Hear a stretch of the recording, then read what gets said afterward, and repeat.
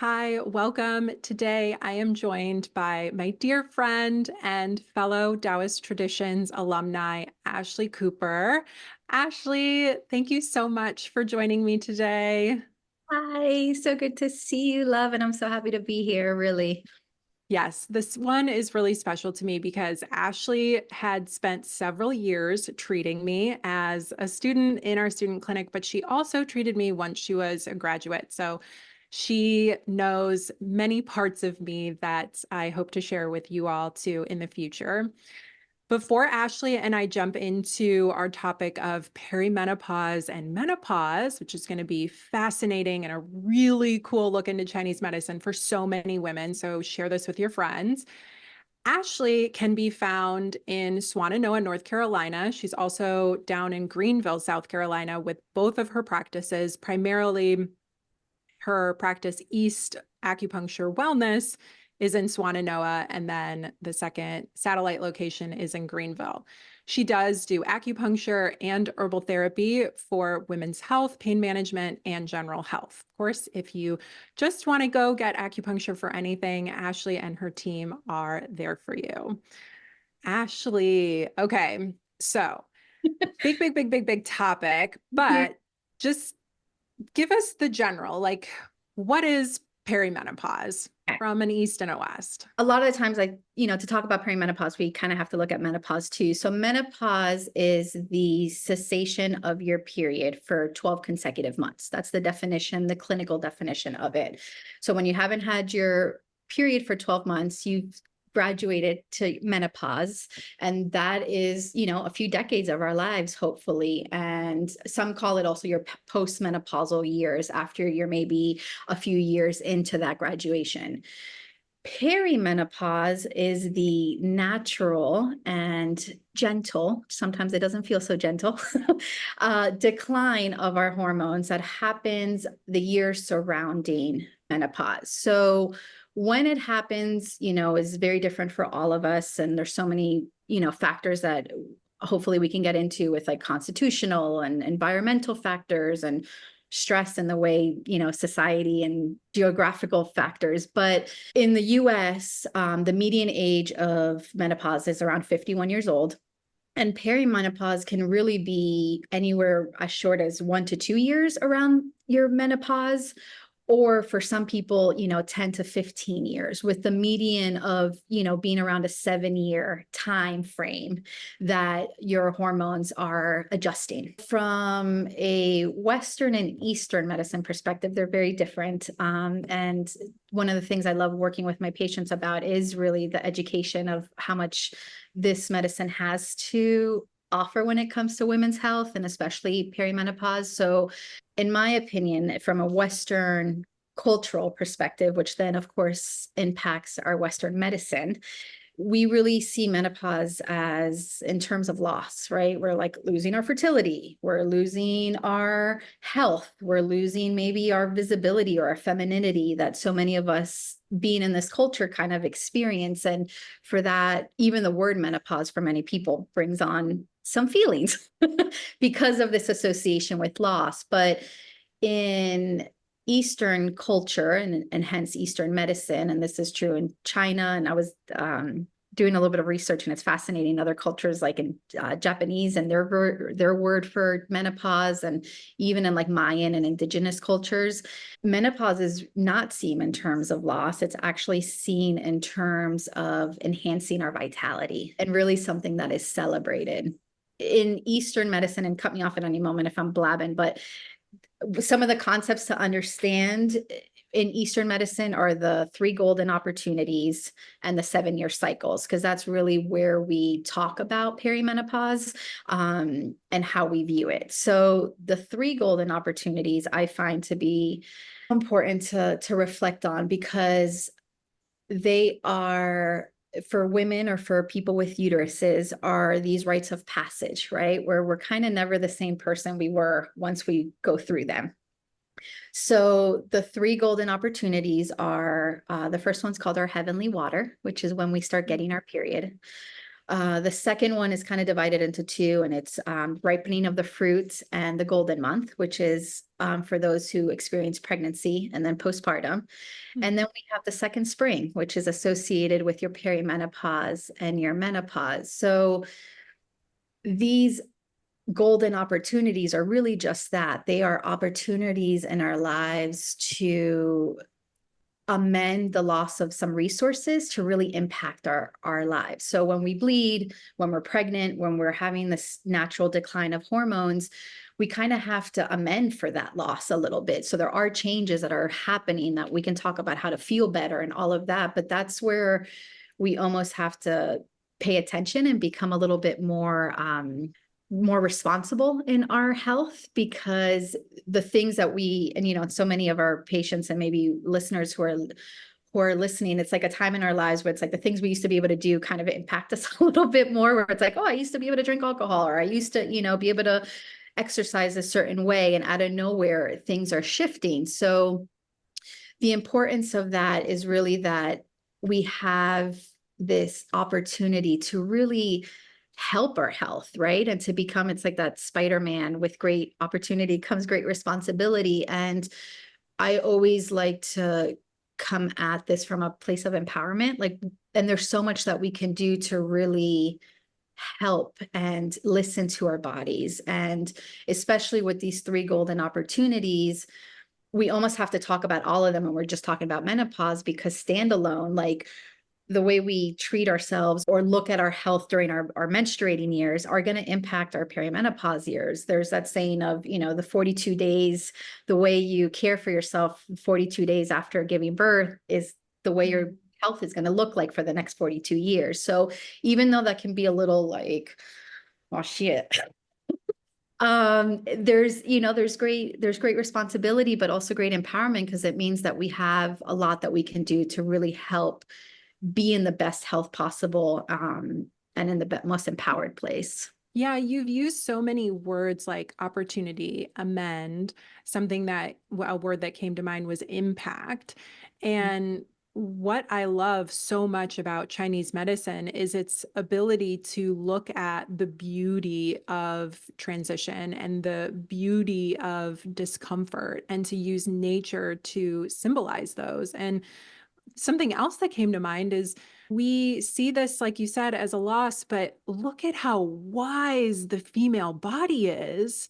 I Mhm. mean, that just everything that you talked about with those three golden opportunities and the shifts and the body's ability to adapt and to say, like, this is having an impact on me, whether it's lifestyle, food, coffee, alcohol, stress, to say, like, okay, I've had enough.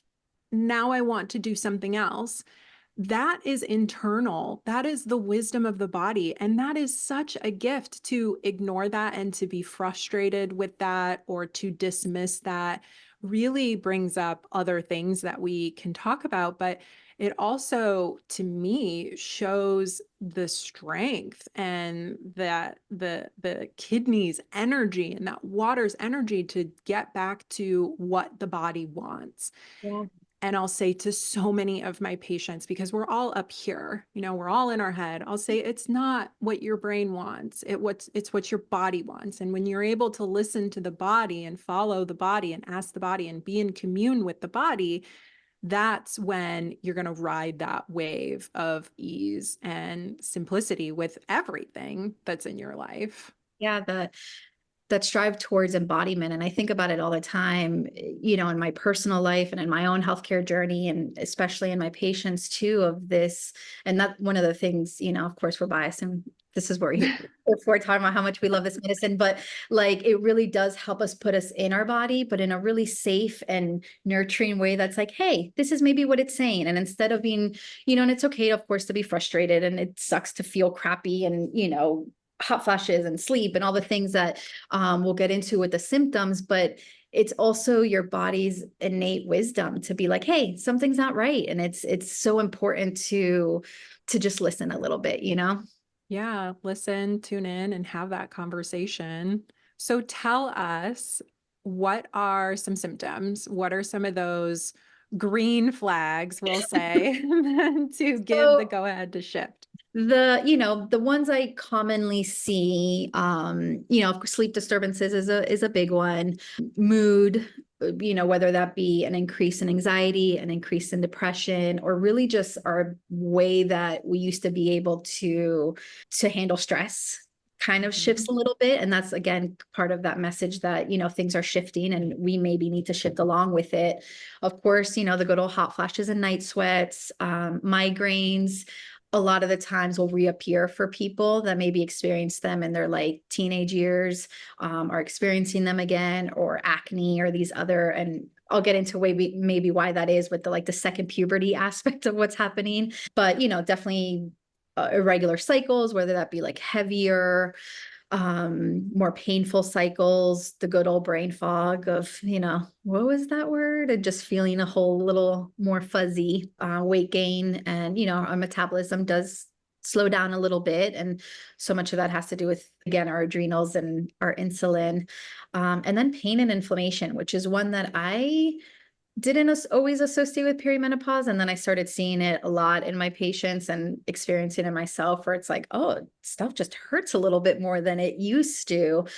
But one of the things when it comes to symptoms, what I appreciate about perimenopause is that it really is like a barometer of our health. So, for example, if we've already been having sleep issues, or we haven't maybe been having the best sleep hygiene, we're going to definitely maybe experience more sleep disturbances. Or if, we're maybe deficient in certain minerals, then we might experience more vaginal dryness if we don't have zinc or these different things. So it's almost, what I love about that aspect of it is that basically to treat the perimenopausal symptoms is what you needed anyways, right? We needed to kind of recalibrate that brain or have extra supplementation or on, herbal recommendations that not are only helping the symptoms, but are what your body was needing all along as well.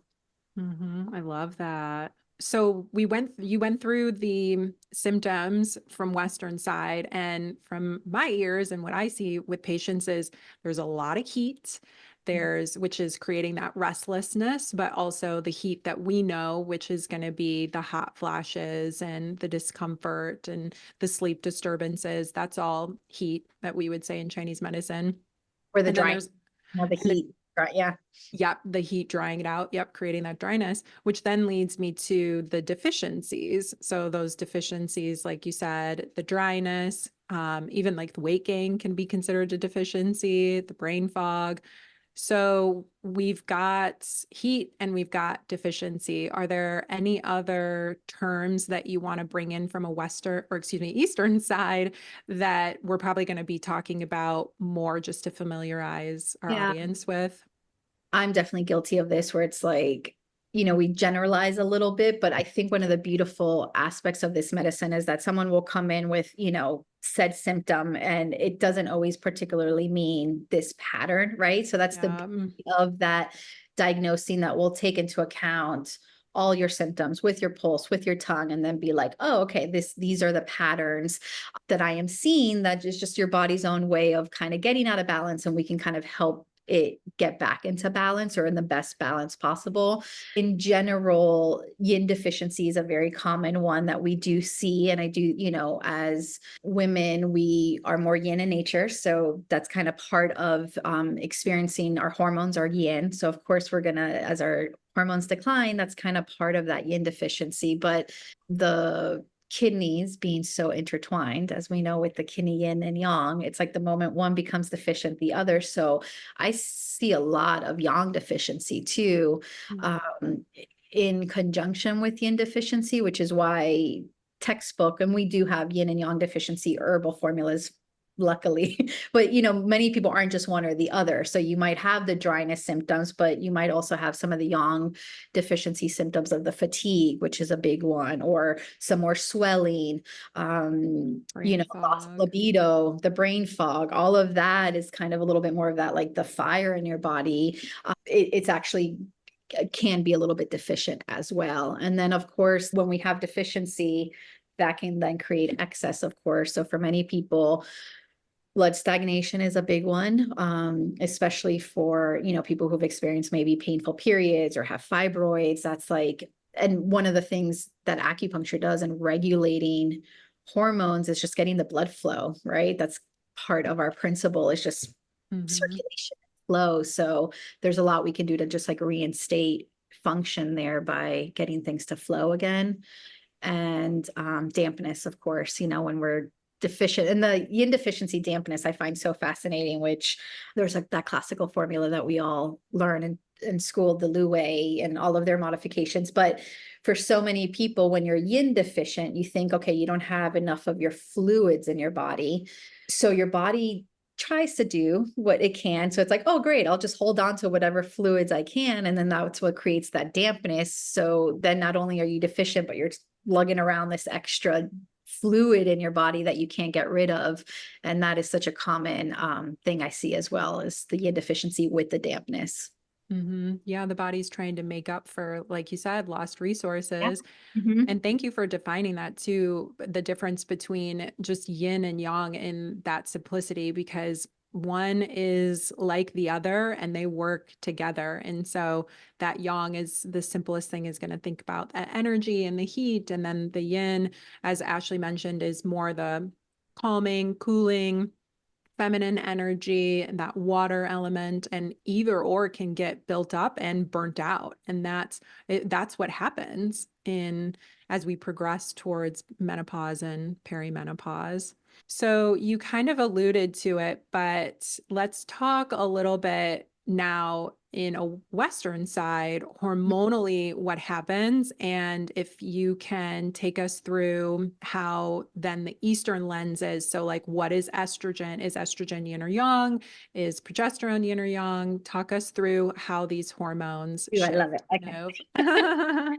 See if I can rein it all in. So, from a Western medicine perspective, one of the things I've loved in researching and wanting to know more about hormones is that for so many of us, we do think it's like, oh my God, our hormones are going crazy, and it's just this like crazy fluctuation. But there's a great book called The Hormone Repair Manual that I love, and she basically describes in this book that it's not this crazy fluctuation of hormones. It's actually a very like series of events that happens. So it's, and with that education, and I think it's so important to kind of be understanding what's happening, because then we have more of that power to be like, oh, this is why I'm feeling this certain way. So we don't feel so powerlessness to it. So some people in the Western world call it our second puberty, which I like the idea of it because it's almost like our second spring, in the sense that our first puberty, we were not ovulating every month. Maybe we started getting our period, and then we didn't get into the cycles of 7, but maybe we can touch at that at some point. But for the first 7 years of your menstruating, you're almost like learning what that feels like to menstruate. So you're not ovulating every month. And our body mostly produces progesterone through ovulation. So in your first puberty, when you're first getting your period or your heavenly water, you have lower progesterone with higher estrogen. And that's what causes a lot of the symptoms of, headaches or acne or kind of mood irregularity. And so during our perimenopause years, the exact same thing is happening, but kind of in reverse, where because our bodies are super smart and they are designed to go through this process, your body starts being like, oh, wait, I don't need to be ovulating every month. Like, I am wasting all these resources. I am giving all this time and energy into reproduction, which is not a sustainable state. Why don't I use them elsewhere? And this is where a lot of the, in my opinion, the spiritual transformation of perimenopause comes from, because it's like you get this renewed energy or second spring because you can now have these resources to use in other parts of your life, not just about nourishing life outside, children, career, with all of that. So your second puberty or your perimenopause, you're not ovulating every month, so you have lower progesterone. And then your estrogen is, not only is it more in comparison to your progesterone, but I almost always envision this little like fireworks show going on where, it's like at the end of a fireworks show, you're like, oh, the beep, beep, beep, beep, beep, beep. I feel like that's what our body's doing with estrogen, where it's like giving it like the last little hurrah of like, oh, give it all you got. And so the research actually shows that we, during our first few years of perimenopause, our estrogen can be as 3 times as high as it was during our normal menstruating years. That's what's happening at first. And then after you completely stop bleeding, because, for many of us, there'll be a few years of, not getting a period. And then you think you're like, okay, this is going to be it. And then, 10 months will go by and you'll get one. And then you're right back into that waiting room area of waiting to go into menopause. But once you get that final period, your estrogen will decline. But, there's a lot of different schools of thought with this. And I always tell my patients that I definitely don't think there's a right or wrong, and you have to kind of do what's right for you. But in my view, you're never really deficient in estrogen. You just have lower estrogen. And that is something that your body is designed to go through. Just like the first 14 years of our life, let's say, without having a period, we had lower estrogen. Now this other chapter in our life, we have lower estrogen, but our body continues to produce estrogen, right? Like our heart cells will still produce estrogen, which will help with like heart protection. Our bones will produce estrogen.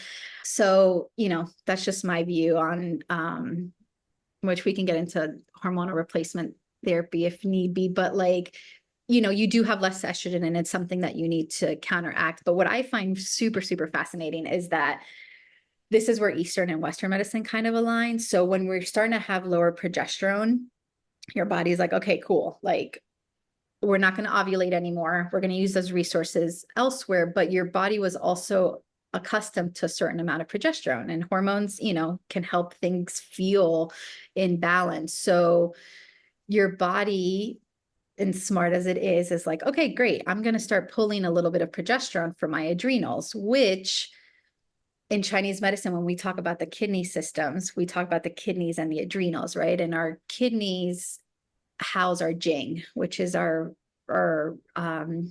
essence, or it's our reserve, our energy. It's what we came into this life with from our ancestors and parents. And, throughout our lives, we use up our jing. But Chinese medicine has a really strong emphasis on preserving and kind of caring for our jing, right? Because unfortunately, we don't know how much jing we have in this life. Like, did we come in super rich, or, having to budget every month?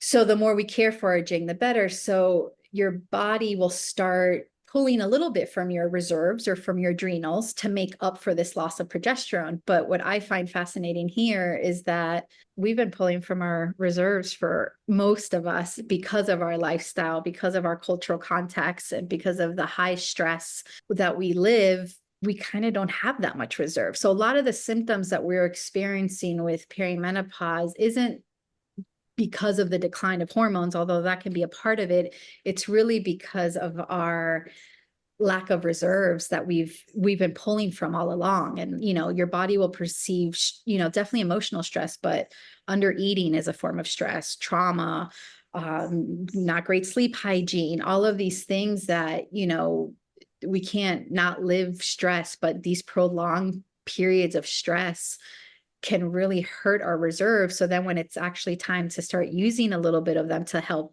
with mitigating the change, your body doesn't have that much to give, which is one of the things I love teaching, the younger little ones, that, there's a lot, and there's still things that we can do, of course, to, replenish our resources and make sure that we're, helping our stress. But, there's a lot that, and I love how this conversation is being had so much more and more by younger generations, and by learning to, learn your cycles and what to do when you're on your period versus not, because that's all about preserving that jing.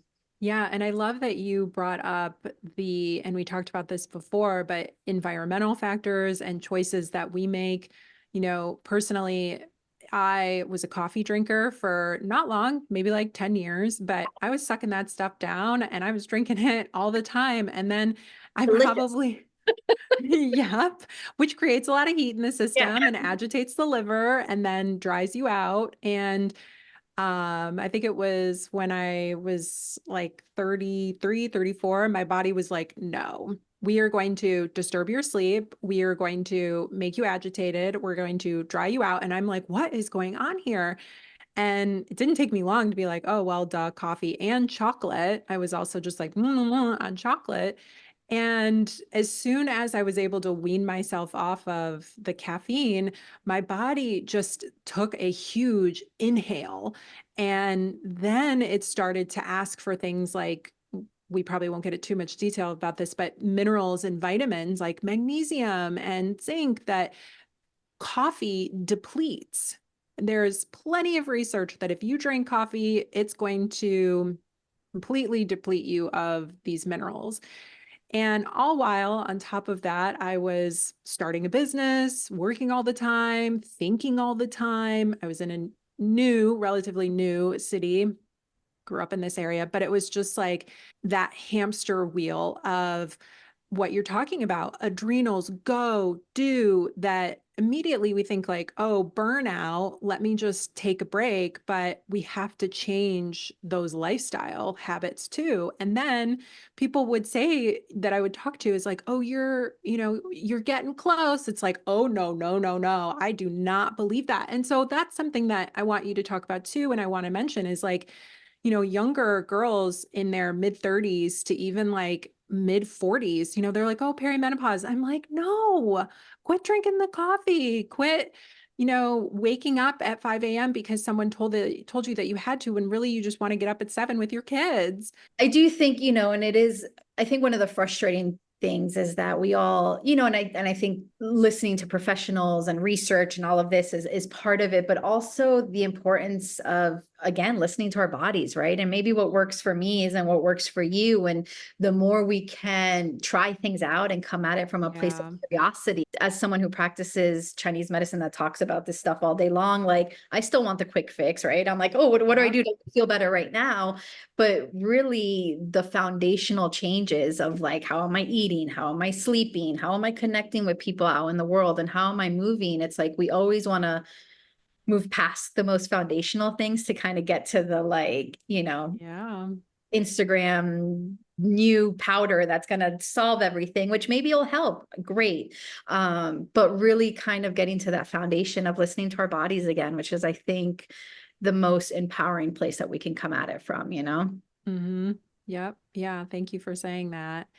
Back to progesterone and estrogen. So estrogen is yin, progesterone is more yang. Yep. Yeah. So tell us about that. And then tell us about the transition into, I'm trying to, this second spring and what happens hormonally. Yeah.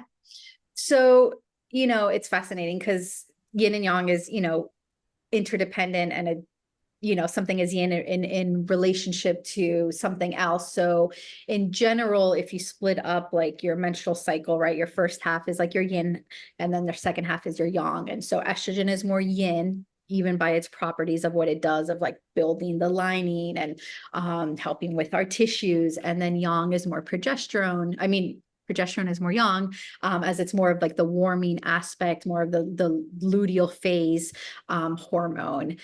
But it's also fascinating because in general, both progesterone and estrogen can be viewed as your yin sex hormones. And then you have things like DHEA and cortisol, which is actually, those are super yang in comparison. So it's always Yeah. kind of in comparison, but yeah, it's a great way of mixing the two to kind of really understand their properties. Yeah. And testosterone too can get thrown in there as well. Yeah. And that's the, hormones, which I think we all know this to be true, but I really try to remind myself is that they don't operate in a vacuum, right? So it's like, it's a beautiful little symphony that they're all constantly just communicating with each other. So even labs where it's like, you do a little snapshot of like, oh yeah, your LH is fine, your FSH, like that's a little snapshot and it's not really showing the whole big picture. So to really, doing cycle mapping type, more urine testing or things that are actually showing more of the communication between the hormones is so important, because you can't just look at estrogen and be like, oh, it's in this range, or progesterone. You have to really see it, the communication between all of them.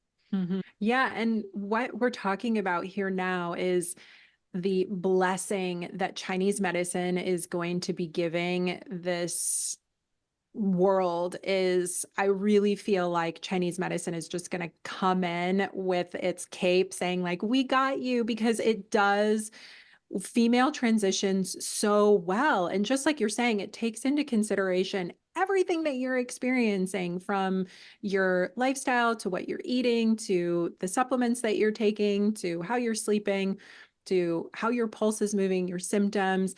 It looks at you as an individual and everything that you're experiencing and everything that can be contributing to your experience, and why it tends to be a little bumpy at certain times, whether you're a female who's just starting to menstruate or you're a woman who's going into the specific cycle that we're talking about.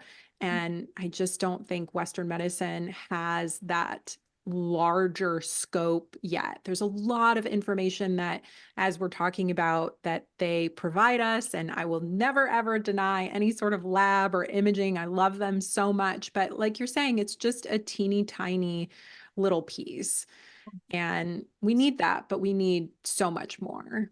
Absolutely. And the importance, of like reinstating function, which is one of the things that I love about this medicine too, whether it be with acupuncture or with herbs, or even when we're recommending lifestyle recommendations. It's not just about like, oh, let's get your progesterone up, or which is part of it, but it's really about like, how can we make your body maybe ovulate so that you are producing progesterone? Or how do we, make your body make yin instead of just giving you yin, which is, sometimes what hormone replacement therapy is. It's like, how do we create the balance in your body to reinstate that function, which is, that root cause medicine instead of just treating the symptom. I think that's where that really comes from, is by reinstating the function of our bodies when we're in balance. So let's talk about that a little bit. How do we, as Chinese medicine practitioners, reinstate that balance?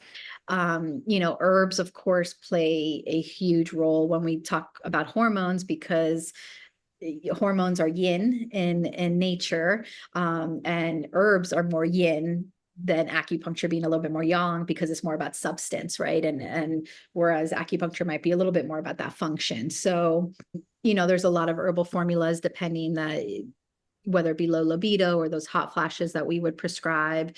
Again, even with the heat, like, we have points that clear heat from your body, right? So it's not just, which can not only obviously be causing things like hot flashes, but might also be causing your anxiety or your insomnia. So in theory, one point would treat all of your symptoms, right? So there's just a lot that we can do to work in harmony with your body, basically through acupuncture and herbs and lifestyle. Like, I love back in the day where it's like you would first go to lifestyle changes, right? How are you eating? How are you moving? How are you coping with stress? And then when those things weren't working, you would then turn to medicine, which would be acupuncture and herbs. It's okay to turn to acupuncture and herbs, or even any type of what you find healing with lifestyle, but you almost, again, can't not do the lifestyle part, which is the good, bad news. Maybe we can make your shoulder better, but for like stuff to really stick and for, again, to reinstate that function, it does take some participation, which is the beauty of it, Yeah, and that's part of the second spring, is planting those seeds and taking care of them and watering it and Yeah. allowing it to grow and prosper in the soil that you're nurturing, instead of just planting the seed and willing it to grow and standing Yeah. over it, looking at it like a grump, or, just Totally. going and buying a big old plant that's, already been, which is next to impossible with what we're talking about. But Well, the whole no. idea with the second spring, what I love about it is that, we go through these seasons in a year, right? Like our spring and our summer, but we also go through these seasons in our lives. In Chinese medicine, we talk a lot about like your first two cycles of 7, from 0 to 6 and 7 to 14, are what we call your spring year. So these are, it's all about growth, and it's all about like using this new energy that we have to like learn the world around us. And then, puberty, we move into what's called our fire element, which is associated with the summer, which might be a little bit more about connection and intimacy, like how do we interact with the world around us and getting to know ourselves. And then our 20s and our 30s are earth years, where we might be all about kind of nourishing our careers, our children, our family life. And it's all kind of about like that late summer bounty. Mhm. But the idea with the second spring is that we are experiencing this new surgence of energy, which is against that enhanced vitality. And one of the things I love to remind myself when I'm feeling a little bumpy, or my patients as well, is that, menopause is actually about slowing down aging. It's our body's innate wisdom that's actually like, oh, wait, like let's reallocate these resources. And so that we have this second spring, and so that we have this language around it that feels like something we want to go through, right? Like, shit, I want Mm. that, resurgence of energy. I want to feel like a little kid again, or even a better version, because now we maybe, have a little bit more of, or more understanding of the world around us. It's just Mhm. one of the gifts of menopause, and of perimenopause, of this, what can be turbulent time, but it really is a reallocation of resources to use it for things that we want to use it to. The body's ability to consolidate, which is such a Chinese medicine word, to not only bring in the resources that we need, like we've talked about, but also to consolidate where we're giving externally that maybe we don't want to, or this person's a energy suck, or I don't want to spend my time doing that anymore. I always find it interesting to go along with this theme is how people will talk about when kids leave, parents become empty nesters.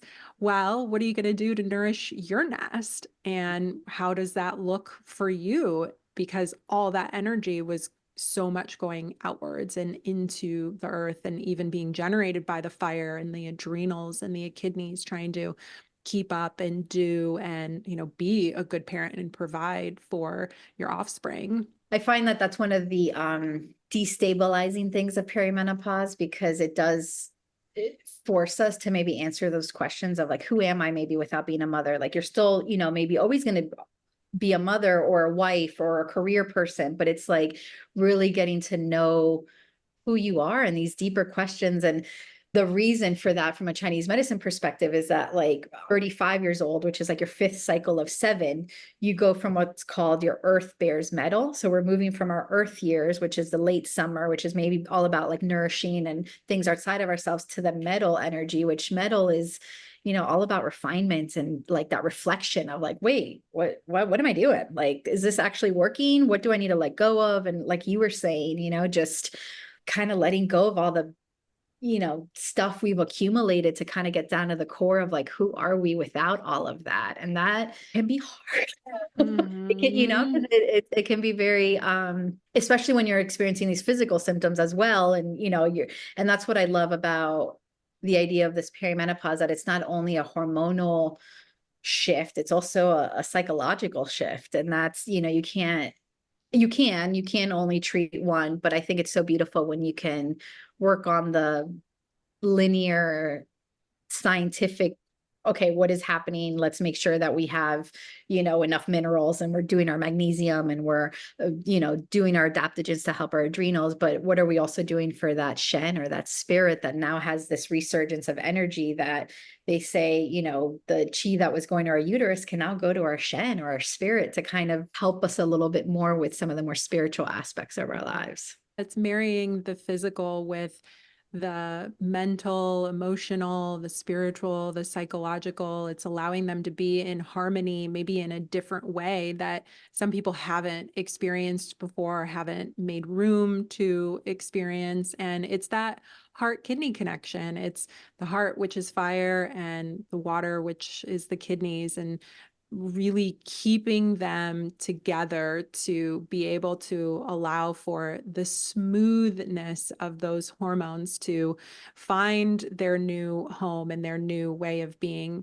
Oftentimes, when I see women that are really rigid throughout this process, it makes it sometimes more difficult. And what I love so much about acupuncture, that I know so many people don't think about acupuncture in this way, but how it's helped mentally, how it can and does and will help mentally, emotionally, with the burdens and the emotional experiences that we have around life. It can really lift those from us and help us to see them in a different way and transform them within us, so that we're able to metabolize them in a new way. We can't change always maybe the circumstances or the stressful situations in our lives, but how we adapt to them, how we resonate with them, how, Look at and them. that's is one of the gifts of acupuncture. That's like, oh wow, it's like the same amount of stress, and as for many of us in the stage, whether it be like caring for ailing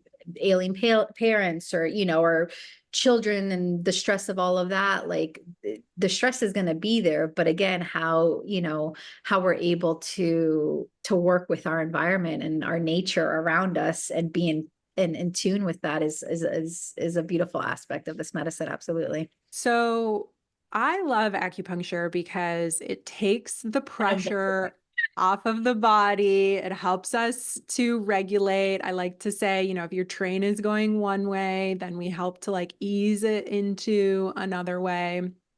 And then you talked about herbs, which is just such a beautiful complement to acupuncture because the principles are going to be the same, treatment, diagnoses are going to follow the same. So tell us, when you see someone in this situation, we've talked a lot about like lifestyle and acupuncture and herbs, but then when they're leaving your office, where do you go? Where do you take them? What are some suggestions that you send them home with?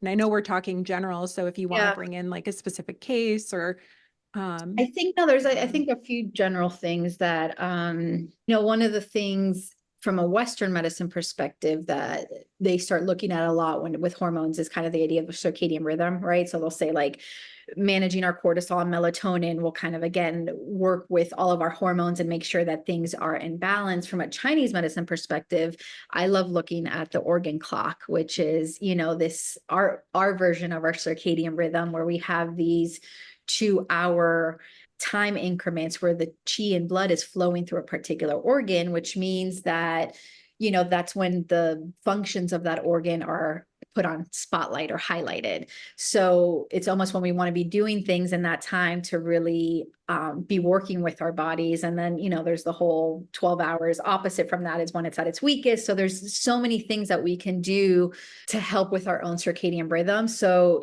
starting with the sleep and wake cycles, I think are really easy for people because it does like put the intention into the day if you're starting a certain way. So, one of the things and again, I always tell people to, hone in and be like, what works for you. But, in Chinese medicine from 7 to 11 a.m. is the earth element time, the spleen and stomach. So having a breakfast, making sure that you're having, maybe food before having your coffee. If you're having coffee, the importance of that is tremendous in our metabolism, but also our overall health. And same thing, from 11 to 1 and 1 to 3 is that liver gallbladder time or gallbladder liver time, which is associated with the spring. So for so many people, if they're not asleep by 11, then you kind of have that second wind, and that liver gallbladder starts going like, ooh, let me think about all the creative projects I want to do. And the problem there is that the liver gallbladder needs to be sleeping to kind of do its function of restoring and revitalizing. So, having a breakfast is a big one. In Chinese medicine, we're pretty big on having a warm cooked breakfast because that will help your digestive fire. And then going to sleep by 11 is really, really important.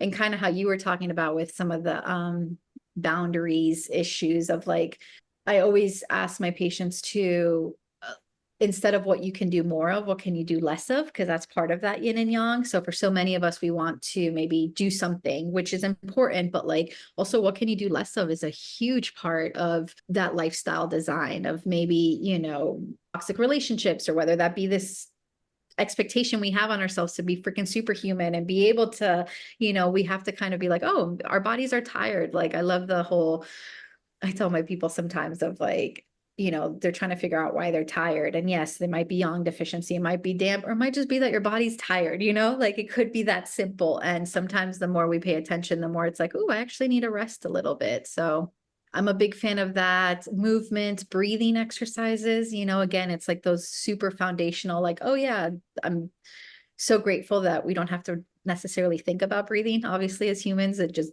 autonomic and does it. But because of that, so many of us actually don't learn how to breathe.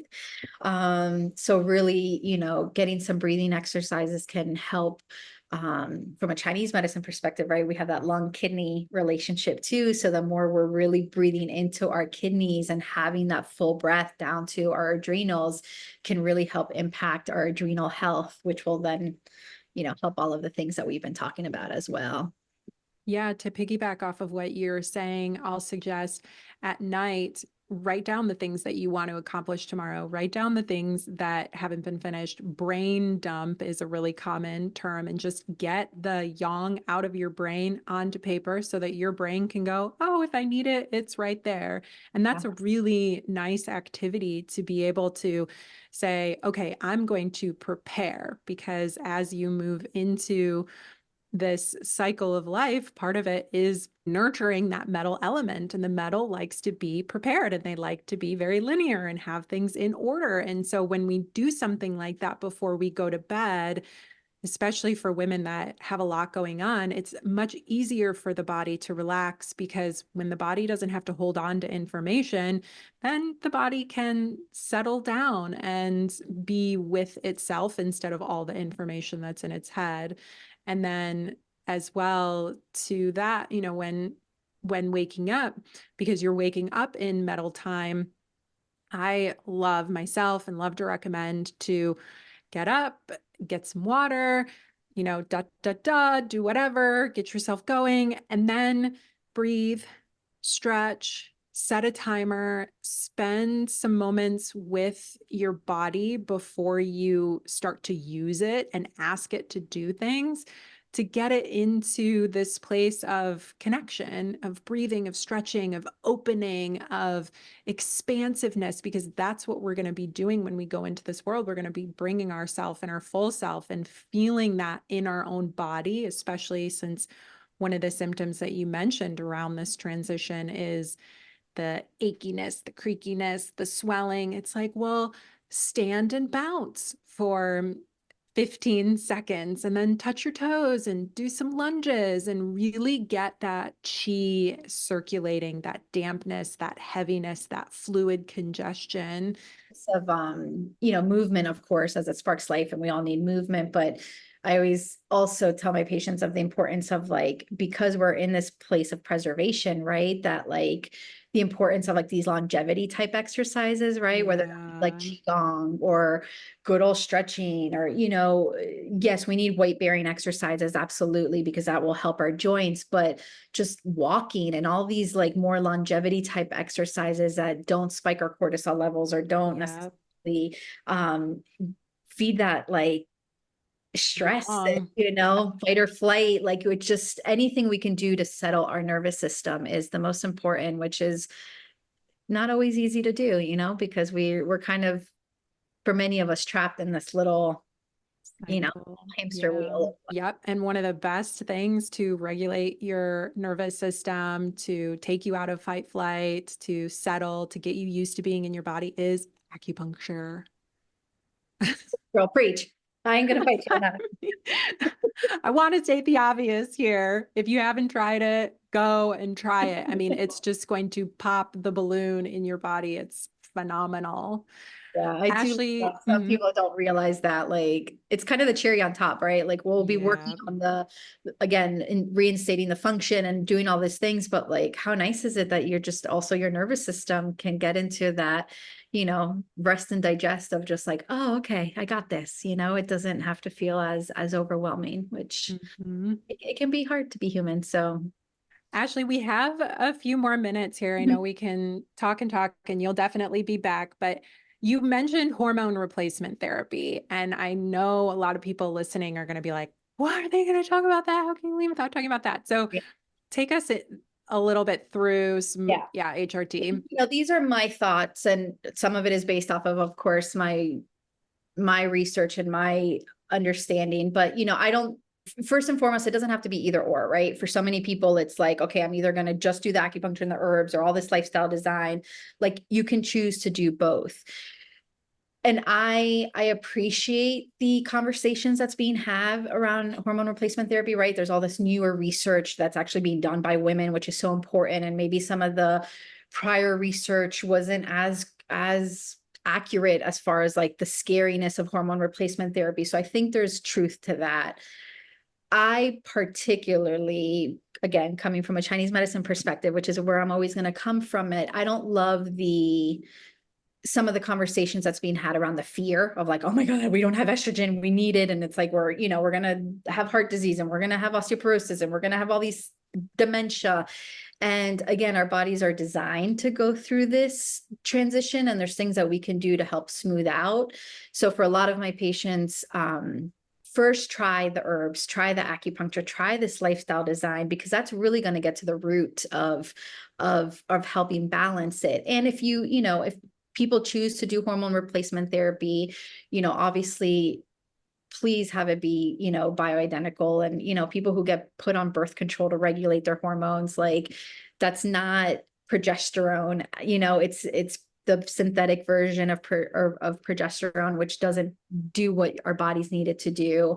So, the importance of bioidentical, but from a Chinese medicine perspective, you're either going to be on it forever, or you're going to have to come off of it at some point and then kind of go through all of these shifts again.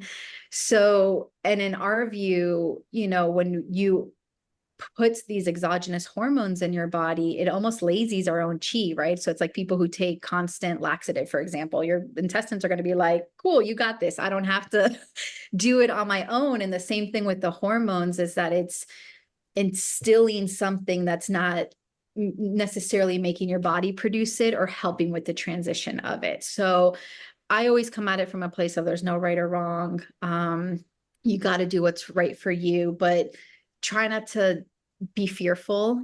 Again, this is a very natural phase of your life. And I always try to remind my people that it is just that, it's a phase. It won't last forever. This, maybe some of these uncomfortable symptoms that you're having aren't going to last forever. And there's things that we could do with supplements, with acupuncture, with herbs, with, our checking in on our reserves and how our adrenals are doing, all of these things we've talked about to mitigate it. But again, from a Chinese medicine perspective, exogenous hormones can cause a lot of dampness, and because they're cold. So then that can just create a little bit sludgier problems down the road. So it's no either or, but I don't think everyone needs it. And I don't think it should be the go-to of like, oh, wait, I'm having less hormones. Let me, get some hormones. Because again, your body's designed to go through this. So that's my 2 cents on my little podium. Yeah, and I agree with you. A lot of what I've read is HRT is corn and soy.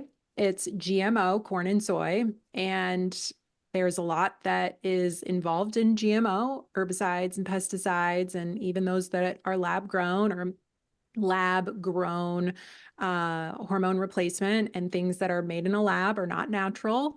And when you take excess corn and soy, you're building excess dampness in the body. And when Ashley and I talk about dampness, it's that heaviness, it's that sludge, it's that excess weight, it's that inability to feel full in yourself and maybe have that yang rise to the head where you're able to think clearly. It does create this weighed down type of feeling. And like yourself, I'm not against HRT. I tell women, do what you want to do, and we can do both of them. But as you mentioned, which is such a really good point, that it may help in the short term, but think about how it's going to feel when you start the transition off of them, or what you're going to need to do as you, again, bridge that gap that inevitably is going to happen unless you're going to be on them, quote unquote, forever, which I don't recommend, because that right away to me just says we might be creating some other problems and some other disharmony in the body. And I do want to mention that the herbs that Ashley and I speak about are Chinese medicine herbs. They're formulas that have been around for thousands of centuries. They're plants. We're talking about trees, barks, berries, roots, limb branches, and even food, like ginger and cinnamon and turmeric, but Yam. yep, yam.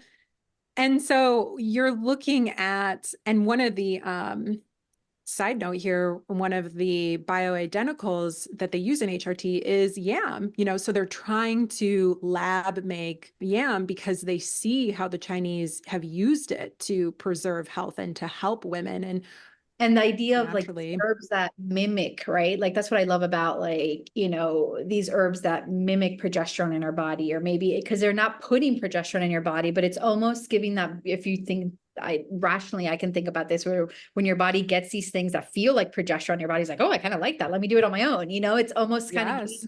these nudges that are, again, reinstating that function, whether, and there we can have a whole hour debate on Vitex and chaseberry and all of Right. that, but that is an herb that can mimic progesterone, and that's why it's used, but it's not this exogenous external hormone. It's almost helping our bodies be able to make it on its own for as long as it can, or again helping our reserves be able to have more to pull from. Or Yeah. And I love Dr. Chen and Chen's yeah. book, Formulas and the Herbs book, because he went through every single herbal formula and herbs, which there's over 500 of them, and said, this contains phytonutrients, this contains the CY protein. I mean, he detailed these out. And so, to your point, like, they are food and they are giving us vitamins and minerals and nutrition for our body to then be able to make the hormone. And that's where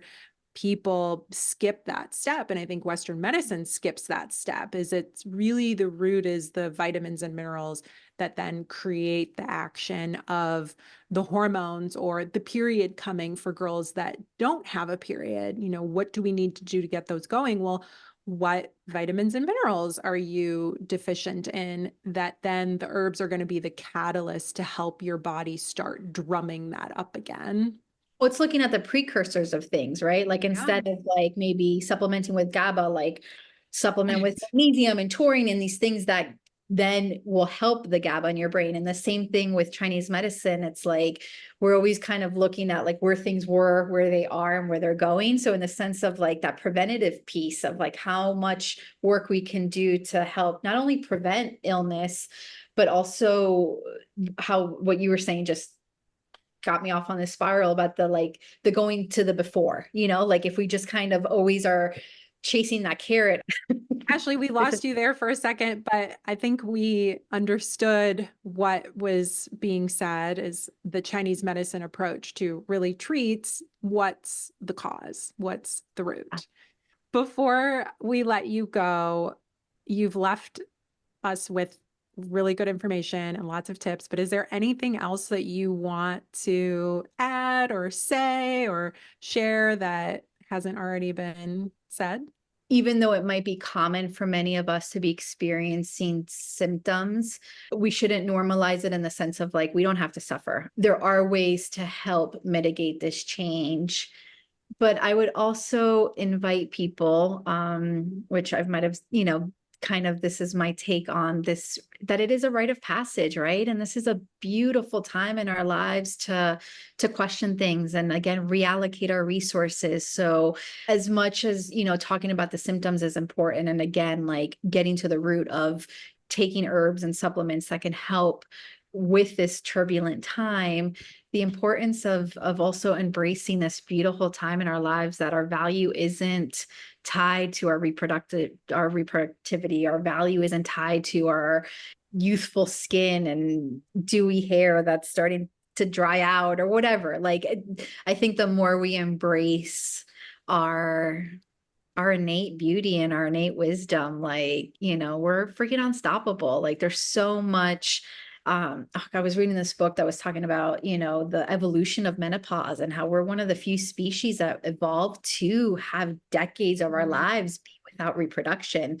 And I think there's a lot of truth to that, to re-question maybe some of the societal stuff around us, which is part of, the lives we live. And there's, we can't all go to the middle of the jungle and live off grid. Like we're gonna, be living the lives we live. And there's still that innate wisdom of our bodies to honor this time and to honor ourselves and to have these conversations, to destigmatize them, to take out the shame out of, which is one of the things I love that, this is being talked about more and more. And, let's keep talking about it so that not only for us, but for future generations and, empowerment of people all around the world to get to know their bodies more. Thank you for saying all of that. And if we look at the classics, part of creativity and reproduction, they're always paired together. And so I will encourage women to find the creativity that maybe they had when they were a kid, but had to put it to the side because of the creation of children and the nurturing of offspring, and that the kidneys thrive in creativity. And that is built and can mean so many different things, and that it's just a time to harness that different aspect that's just waiting for us to bring it to life. Absolutely. And that's what I love about the language too of, heavenly water and second spring. Like, I think if we use this language that feels kind of exciting versus, Yes. some terms that maybe have already a lot of cultural context around them. So like use, like I'm in my second spring, or I am, there's such importance in the language that we use, because that it will affect our symptoms, so. 100%. Yep. We got to engage the brain to help the body too. Ashley, thank you so much for joining me today. This is going Thank to be you. This was fun. Yeah. so helpful for so many women. Thank you. You'll definitely be back. If you want more information on Ashley, her website and contact information will be in the show notes. Reach out to her if you're in the North Carolina area, and she'll be back. Thank you for listening. Thank you. Bye, everyone.